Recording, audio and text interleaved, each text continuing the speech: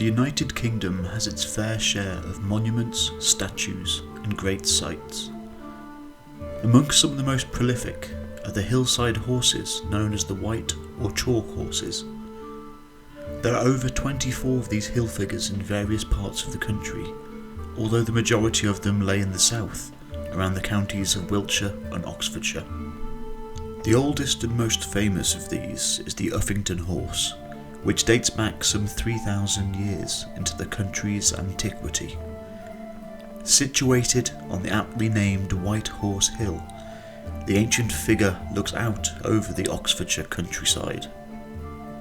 Being so old, it is unknown as to the exact origin of the Uffington horse, or the reason why it was carved into this very hill.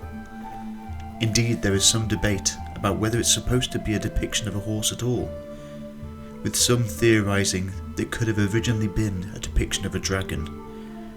Scans of the area have confirmed that the picture has changed a little over its vast lifespan. By far the most common theory is that the horse was carved in honour of one of the Celtic gods. In nearby Gaul, the Celts were known to worship the horse goddess Epona, and in Britain she had the counterpart named Rhiannon. It is also possible that the horse was cut to honour the Celtic sun god Belenos. He was known to drive a sun chariot, pulled by white horses. The very placement of the Uffington White Horse on the hill could have been made so that it was visible directly to the sun, and for them to show their fealty to their deity. The horse itself has many myths and legends around it.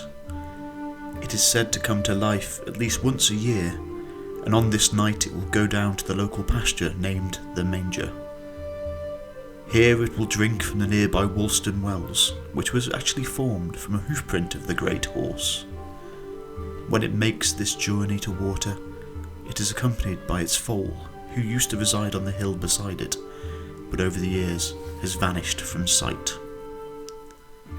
Every 100 years or so, the horse will also travel even further and gallop across the very sky to be reshod by the god Wayland in his smithy.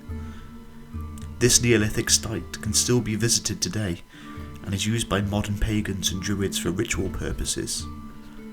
Local tales say the last time the horse visited the smithy was around 1920, so it could happen again at any time in the near future. The area also has links with other famous British folklore. Just down from the horse lies the flat-topped hill known as Dragon Hill. This is supposed to be the very spot that St. George killed his famous dragon. Where the dragon fell, its blood poisoned the ground and left a white chalk scar for all to see.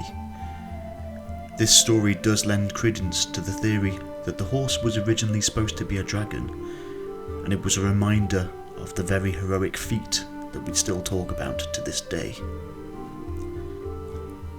King Arthur is also mentioned in the legends of the area.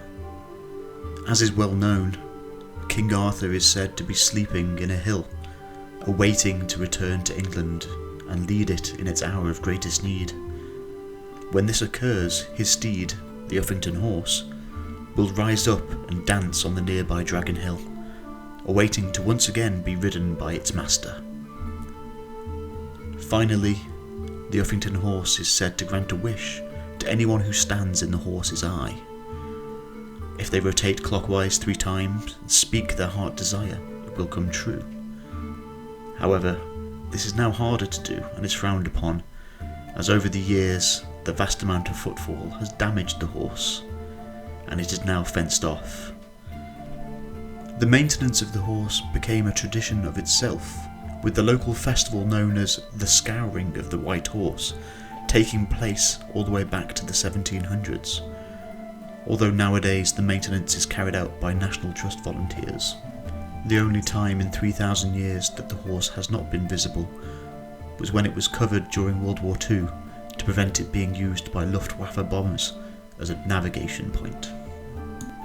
Today, White Horse Hill is a great place to visit, to walk around the old Iron Age fort and to connect back to the times of our Celtic ancestors.